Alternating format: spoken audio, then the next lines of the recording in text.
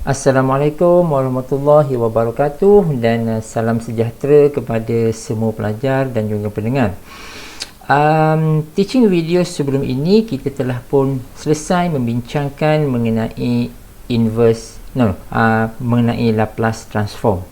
So, jadi kita akan sambung kita punya teaching video tentang inverse Laplace transform, ya. So saya tandakan sebagai ILT, inverse Laplace transform. Jadi sebelum ni kita dah belajar dalam Laplace transform, kita ada table dia kan, ada jadual untuk Laplace transform, betul tak? So jadi apabila kita sebut inverse Laplace transform, jadi sebenarnya operasi itu adalah terbalik. So sebelum ini kita ada yang ini, ya. Tengok mouse ni, ya. Kita ada yang ini, lepas tu kita pergi kepada, ya, F kecil ni, so kita pergi kepada F besar. Ini yang sebelum, ya, itu adalah Laplace transform. Maknanya dari sebelah kanan ini ke sebelah kiri itu adalah Laplace transform. Bila kita sebut inverse Laplace transform, dia adalah daripada sebelah kiri ke sebelah kanan pula.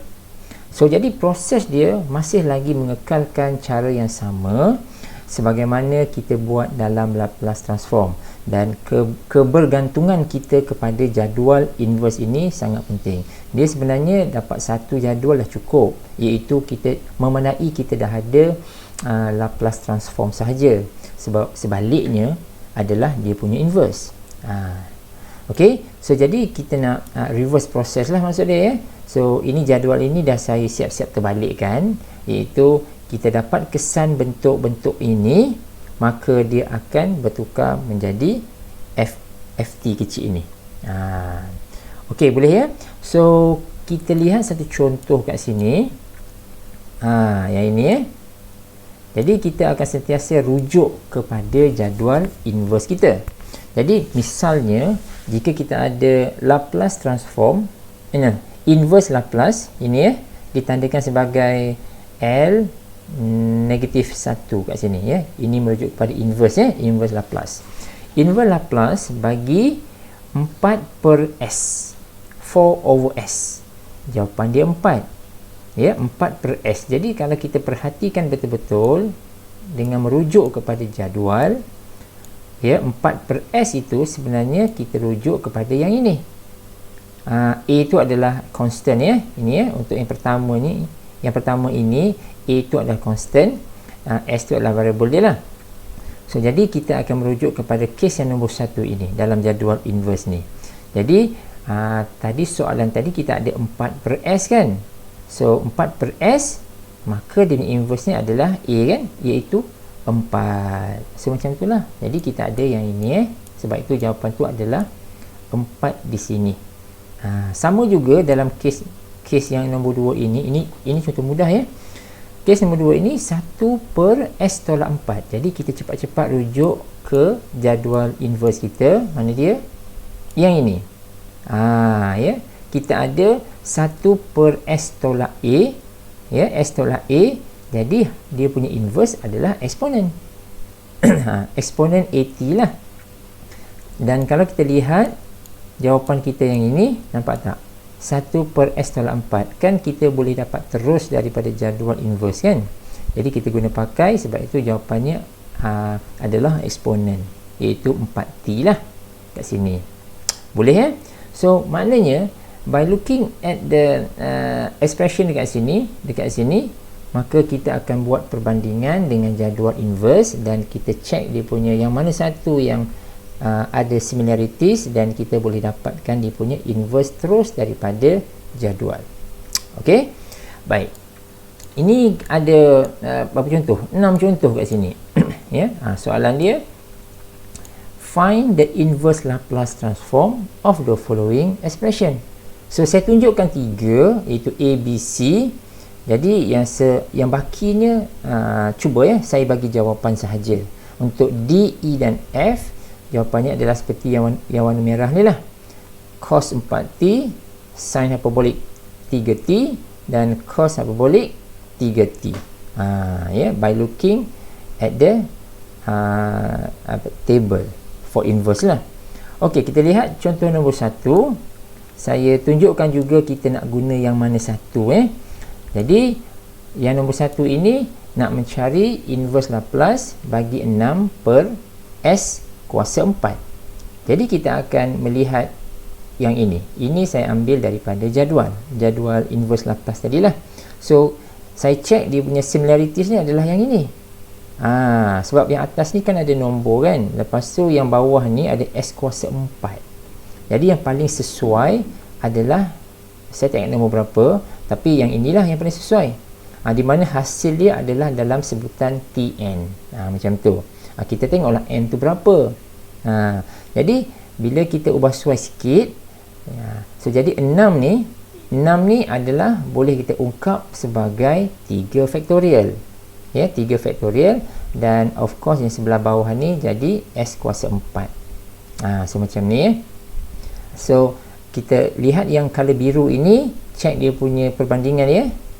Bandingkan macam ni, maka kita dengan pantas akan dapat jawapan dia, iaitu T kuasa 3 lah. T kuasa 3. Okey ya. Nampak ya macam mana saya nak dapatkan dia punya hasil ya. Okey, yang seterusnya kita nak mencari Laplace inverse bagi bentuk yang ini. 1 per S tambah 1 per 2. Jadi by looking at the table, so saya akan menggunakan hubungan yang ini. So Laplace yang ini hasil dia adalah eksponen. Sama seperti contoh yang sebelum ini. Jadi saya perlu membuat sedikit perubahan dekat sini. Sebab ini yang denominator ini S tambah 1 per 2, tetapi di dalam jadual S tolak A. S tolak 1 per 2 lah kan. Jadi saya kena buat sedikit penambahbaikan dekat sini, iaitu saya ungkapkan dia nak setarakan dia ya. So S tolak 2. Jadi hasil dia adalah eksponen kan, eksponen AT lah. Jadi dari sini saya terus dapat jawapan eksponen power of minus 1/2 T. Okay. So yang ini sama juga case dia dengan nombor C ni. Yang C ini, cuba lihat soalan dia. Soalan dia 2 per S kuasa 2 tambah 4. So by looking at the table, kita dah dapat tahu kita perlu pilih yang mana satu. Check yang sama yang sama bentuk lah. Dia kadang-kadang exactly tu tak jumpa. Macam contoh B kan. Dalam rumus kita ada 1 per S tolak A, tapi dalam soalan S tambah 1 per 2. Jadi tak sama, kita samakan dia. Kita samakan dia dengan membuat sedikit penambah baik modification dekat sini. So yang ini, contoh ini agak mudah sebab kita straight away dapat jawapan dalam bentuk yang hampir sama kat sini. So jadi hasil dia adalah sin 80. Jadi kita 4 ni adalah 2 kuasa 2 macam ni kan. Jadi kita dapat jawapan ni sebagai sin 2t. Okey. So ini cara dia. ABC saya buat, yang baki tu kamu buat. Okey, tadi dekat B kat sini saya ada bagi tahu yang kita perlu membuat sedikit modifikasi kan. Kena ubah suai sikit pattern tu supaya dia sama dengan apa yang ada dalam jadual. Baik, ini kita boleh katakan ini hanya sikit saja, sikit saja modification. Ada yang lagi mencabar. So saya tunjukkan contoh. Ini adalah contoh soalan. Kita kena work out dengan dia punya algebraic manipulation. So macam ni. Sometimes we need to work out the algebraic manipulation. Maksud dia, kalau kita cuba nak menyelesaikan contohnya yang ini, nampak tak? Inverse Laplace 1 per S kuasa 5. 1 per S kuasa 5. Jadi kalau kita perhatikan betul-betul, 1 per S kuasa 5 ni sebenarnya tak jumpa pun di dalam jadual inverse Laplace transform ni. Tak ada. Tapi kita nak jadikan dia ada, bentuk tu ada. Jadi inilah yang saya maksudkan dengan algebraic manipulation. Kena modify sikit. Kena modify sikit. Dekat sini bentuk ni tak ada, tetapi kalau kita darabkan dengan 4 faktorial, ya, kita darabkan ini kita darabkan dengan 4 faktorial. So jadi kalau kita darabkan dengan 4 faktorial, bentuk yang saya bulatkan dengan merah ni, yang cursor bergerak ni, yang ini ada dalam jadual. Tapi bila kita darabkan dengan 4 faktorial, kita kena cancel lah, kena cancel balik kan. Jadi sebab itulah kita ada dekat luar ni 1/4 faktorial pula. Jangan lupa yang ini. So by right, baru kita boleh cancelkan ini kan. Ini boleh potong, ini boleh potong, dapatlah yang asal ni. Ini kita kena pandai-pandai, sebab bila kita jeling-jeling soalan itu, langsung tak ada pattern ini di dalam jadual inverse. Jadi kita kena buat something. Jadi dalam kes ini, saya daripada yang asal ini, kalaulah yang bahagian numerator ni adalah 4 faktorial, maka saya dapat jumpa bentuk ini dalam table inverse. Jadi saya pun darablah yang numerator tu dengan 4 faktorial. Bila kita darab, kena bahagi balik lah, kena cancelkan balik. Jadi kita ada bahagian yang sebelah tepi ni. Okey. Jadi oleh sebab ini adalah constant, kita letak dia dekat luar macam ni, dan kita selesaikanlah yang belah dalam ini. Nampak tak yang color biru ni kan, kotak warna biru ni? So dari sini kita dah boleh dapat dia punya hubungan dia. Yang ni jadi jawapan dia adalah T power of 4/24. 24 ni datang daripada 4 faktorial ya. So ini yang saya maksudkan dengan sedikit manipulation, algebraic manipulation. Okey, contoh yang lain adalah yang ini. Yang ini, example yang ini kan. So kita ada 1/2 S tolak 3.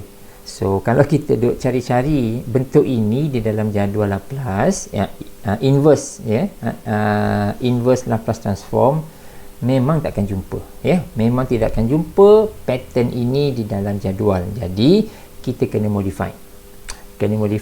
Jadi saya keluarkan 1/2 ya. Saya keluarkan 1/2, jadi dia dapat bentuk yang ini. Ini so dia dapat bentuk yang 1/2. Sorry. Saya keluarkan 2 ni. Daripada denominator ni, saya keluarkan 2. Saya factorkan dia. Saya keluarkan 2 Saya keluarkan 2. Jadi baru saya dapat bentuk yang inilah.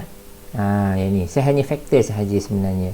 Jadi kalau kita perhatikan, apabila saya factorkan dia, saya keluarkan 2 kat sini, jadi automatik bentuk yang saya gariskan dengan color merah ini, bentuk ini memang definitely ada di dalam jadual, iaitu yang color biru ni. Ini saya ambil daripada jadual lah ni. Jadi bentuk 1/S tolak A ni hasilnya adalah eksponen. Jadi benda ni dah membantu kita. Jadi maksud dia, so 1/2 ni kita tendang dia keluar, tak keluar pasal dia adalah constant kan. Jadi kita dapatkan daripada jadual this part. Dan finally kita akan dapat eksponen. So inilah jawapan dia. Okay guys, so ini adalah intro bagi inverse Laplace transform, dan saya telah terangkan beberapa contoh dekat sini, contoh yang mudah dan contoh yang memerlukan sedikit modification sebelum kita dapat jawapan. Dan jangan lupa jadual ini kena tahu, dan normally jadual ini akan diberilah sebenarnya ya. So memadai kita dapat Laplace transform sahaja dah cukup, sebab inverse dia adalah sebab ya, dia table yang sama ya, table yang sama, kita dapat satu, sebenarnya dia telah pun mewakili Laplace dan juga inverse Laplace, sama je. Okay guys, so saya berhenti dulu sampai sini, kita akan sambung pada video yang akan datang. Thanks for watching.